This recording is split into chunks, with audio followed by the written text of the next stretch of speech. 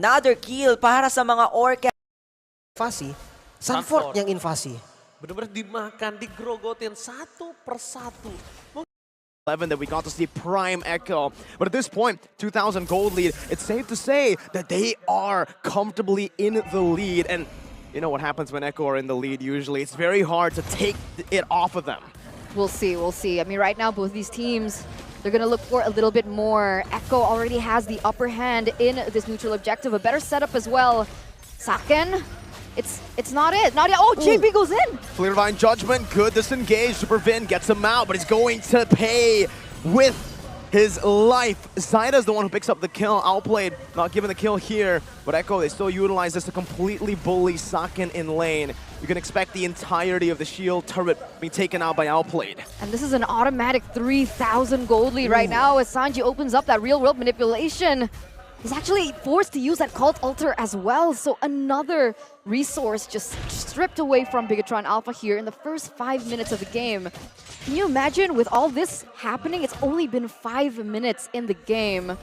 Echo, whether it be MPL, MDL, they certainly know how to punish their enemies. And here we go, once again, going to the bottom side. Oh, Shield Unity stopping Super Ken as he dashes forward, but what is that damage? Sanford on the Uranus, they're looking for a dive. Sanji flickers forward, Super Ken under the turret, he falls to Sanji with a flicker. Very, very aggressive. And the Echo Express now, they're all in. Oh, they're going all in as well here. Key forced to flicker out of that aggression coming in from Zyda as he doesn't mind going under the turret. He's not deterred with the damage from the turret here. Echo, 4,000 gold lead already, getting another turret in that mid side.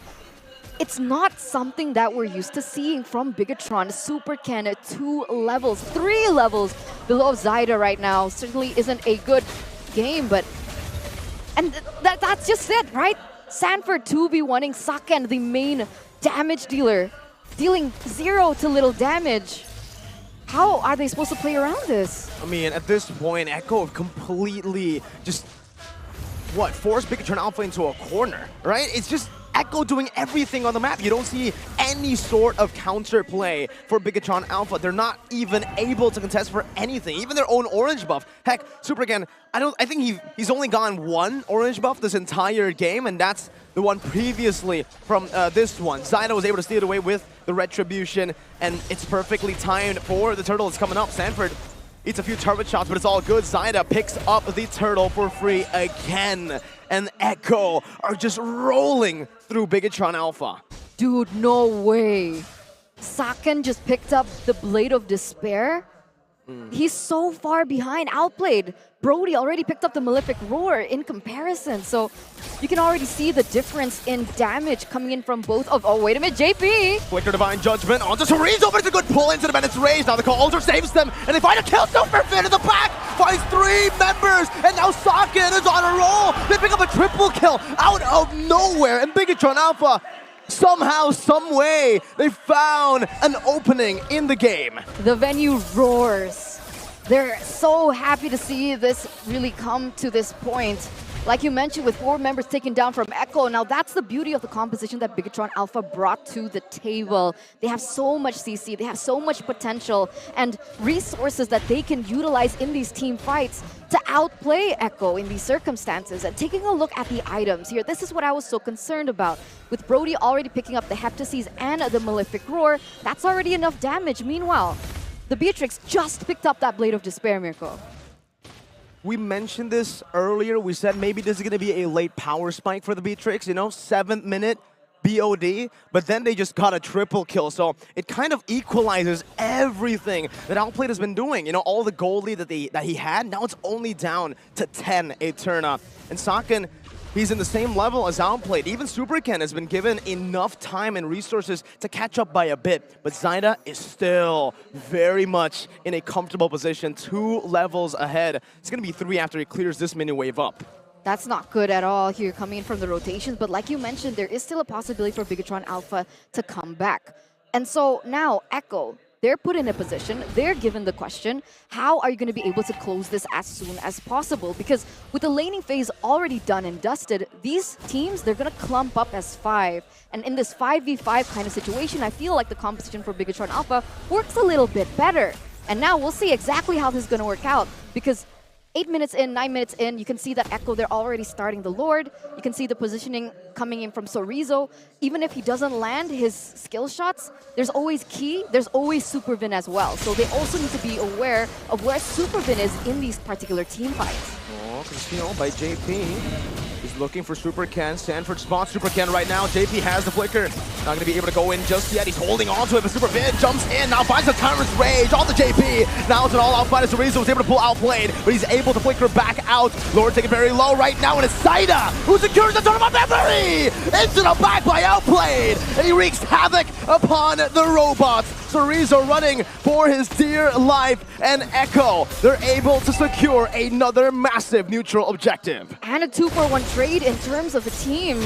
Echo getting all the right picks, all the right trades, and all the right places here. You can see the Lord already marching there in the mid side. Sanji already being super annoying. The slow is there. You can feel the damage start to come through, especially since he already picked up that Holy Crystal. And there you go, outplayed with that BOD. You can expect that to land. Super high damage coming into the siege. Lord's still going to be dealt with though. However, Echo won the team fight, but unfortunately for them, they weren't able to take Saken down, who is basically, for Bigatron Alpha, the only sort of really reliable wave clear. On this Bennett, you saw it with your own eyes. JP though, flicker, oh, he catches Supervin, brilliantly played. Bringing him back now, outplayed, dishing out the damage on the Tornapot memory, taking him out with a killing spree. Saken able to dash out, Key as well. Oh, what is that damage from outplayed? Saken just stands his ground with the Mirror's Passion. I'm offended, bringing JP back, but the turret should still fall. Outplayed, just hitting, munching on these turrets. All right.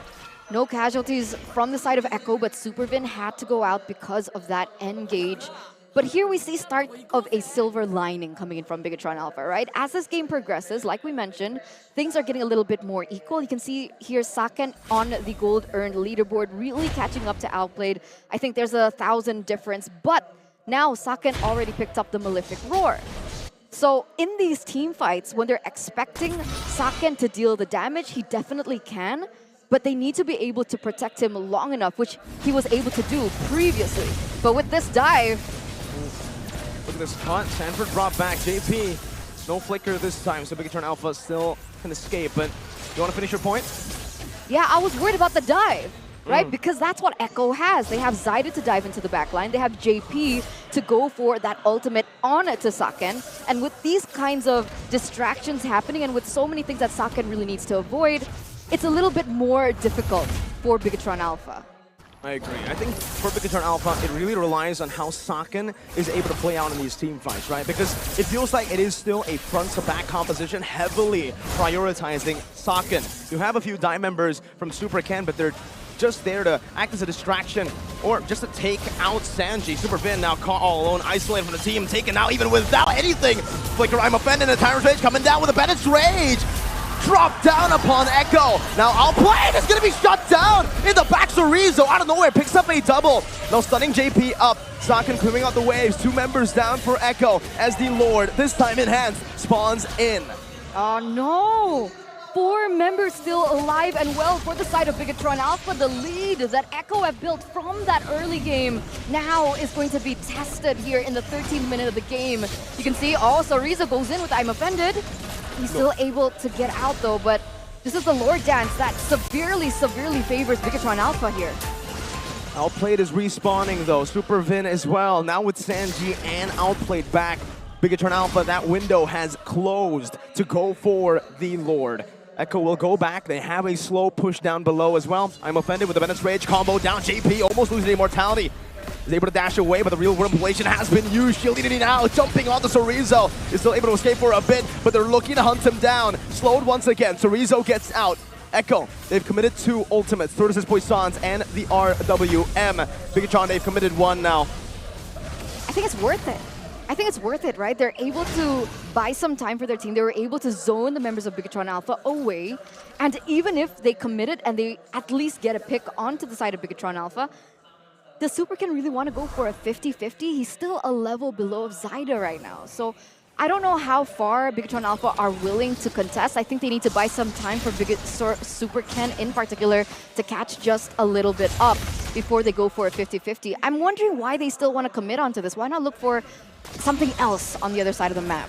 Simply put, it's Echo that is forcing it. You can see it's Echo that are holding the lore down. They are starting this lore dance. So Bigatron Alpha, they have no other way, no other response but to try to match it. Sure, one level lead. Zyda definitely has the advantage, and it's a big one here, especially considering Echo have a Divine Judgment within their arsenal. But it's a fight that Bigatron Alpha needs to take. They need to try to push these waves as well, and so far, take a look at the slow push down below. Bigatron Alpha have done their due diligence here, clearing out the waves, getting good setup down for this Lord Dance. That's true, that's true. You can see here already Zyda forcing to clear that mid wave as well. I guess that's an objective that they're willing to let go. Because of the short side, they are going to be able to clear that top, but look at this. JP already with concealed play. He used Flicker as well. JP used Flicker, has the Divine Judgment, so Rizzo now caught in the midst right now. As the Divine Judgment comes through on the Super Cam, but the call Alter saves his life. In the back, you can see Super Finn jumping in with the Rage, but Rizzo falls first. The Rage doesn't connect onto anyone. Sanji's able to withstand it with the real-world manipulation. And just like that, Echo, they will secure another neutral objective through their chaotic team fight. If it was Leo, he would be saying how the Orcas know how to tango, and that's exactly what they were able to do. Make it a little bit more messier, not a pure 5v5. Use the fact that their composition was built for pickoffs and getting two in the process, plus a Lord as well. All in all, it's Echo with the advantage and as well with the map pressure. And Bigatron Alpha still looking for ways to punish the Orcas here. It's a super one-dimensional team fight comp for Bigatron Alpha, and that's why they have to rely on these team fights. Meanwhile, Echo, the reason you see them completely, I would say, dominating in this game, aside from some team fights, is the fact that they have everything in their game, everything in their drafts. They were given the right tools, and now this might be the end. It truly is here. Outplayed already picking up the Athena shield as well, so just in case there's some damage coming out from a Key, as well as Super Ken. Honestly, he is going to be able to outmaneuver and outsustain that damage. That Lord already being able to get that inhibitor turret in the top side. You can see Sanford as well as Zyda pushing in that bottom lane. But it's going to be defended here. Bigatron Alpha, they walk away, but they walk away with one less inhibitor turret. But look at that mid and that bottom wave crashing in unison. The siege has to stop. JP with a good pull. Rizzo pulled back. The call Alter not within the range. Now Super Ken jumping to the back now with the rhythm, dealing a lot of damage onto the back, but look at the damage coming through as well. Wow, he finds Sanji in that team fight, and not even the base turret falls here. JP gets shot, still tanky enough to withstand. Meanwhile, Sanford, the prodigy from the Philippines, taking the second base turret down in the bottom lane. Super Vin, oh, it catches! Revenge and the Rage don't fall up right now. Outplayed, able to flicker out, but the Shadow Stampede brings him back. Now Saka dealing damage, but outplayed! With a brilliant play to cancel it out to get a kill back on the Saken. Now it's Zyda and Sanford versus Vin and Ken. Both will disengage, but Bigatron Alpha, they have lost this skirmish. And they lose Saken in the process. A really good pick coming in off from Super Vin, but unfortunately, it's not as worth it now that we think about it. You can see, though, it does give some space for Super Ken. Sanford, what are you doing? Oh, consecration, Sanford! Wow. The genius! I would have sworn that was Sanford's second death of this game. But he was able to get out of that. What is that? It's a type of play that you wouldn't expect from anyone except for Sanford. If it's Sanford, you chill. You take a chill pill and you relax, because Sanford knows his limits. Take a look at the items here. The reason he wanted to push it even further, to risk that, was because he knows, he calculates this. With the Oracle, the Blade Armor, and even the Radiant Armor here, there's not much kill threat from Bigatron Alpha. All right. But you know what's a threat? What? The fact that Faramis built full damage. That's scary coming into these team fights. So not only does he have the sustain, he also is going to be able to deal that damage. And I keep mentioning this in the drafts. people don't really consider Faramis to be a huge magic dealer. But the fact is, you don't feel it. But he is, especially with how aggressive he was building, even with the Divine Glaive as well for that extra penetration. Echo, though now, they're going to be able to set up for this Lord a little bit better. They've actually brought it to their side as well. This is scary. Very scary. I think it's much better than previous. Look at this, Sorizo already sent down below. Finn wants to go for it even without Sorizo. Risky plays, JP! Flicker in, only finding Divine Judgment on the Super Vin. Super Ken now pops in the rhythms. Big ultimate used up by Super Ken. Zaida with the shield unity. JP, no Divine Judgment, but the real Worm of Legend comes down onto Key. Flickers out. Stanford gunning him down. Outplayed with a good dash forward. Stunning stocking up now with the Flicker coming down. Outplay still able to burst him down. Super Ken and Zaida 50-50 on the back. Let's see who gets this because the fight definitely went to Echo and even the Lord. Zaida has picked it up and Super Ken will fall. 16-9, 19 minutes in. The 3 members from the side of Bigatron Alpha are out as well. Key is going to be up just in time to save this, but with Super Vin and Super Ken off the board, what is Echo expecting to take here other than victory?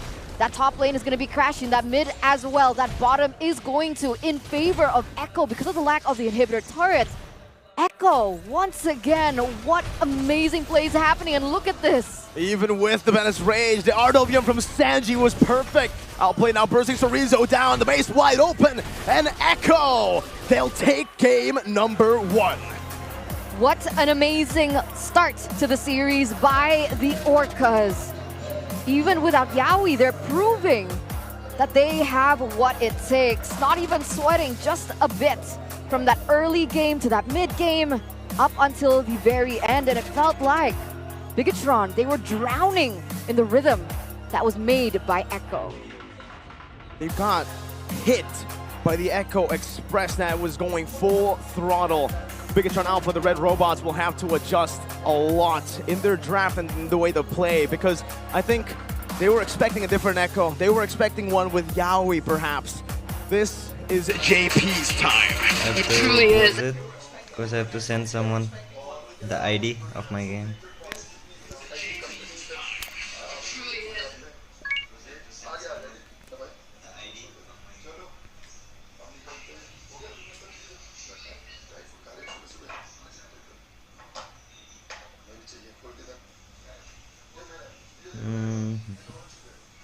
अलेंदा अभी इन कर देगा बाद में वो करेगा send कर लेगा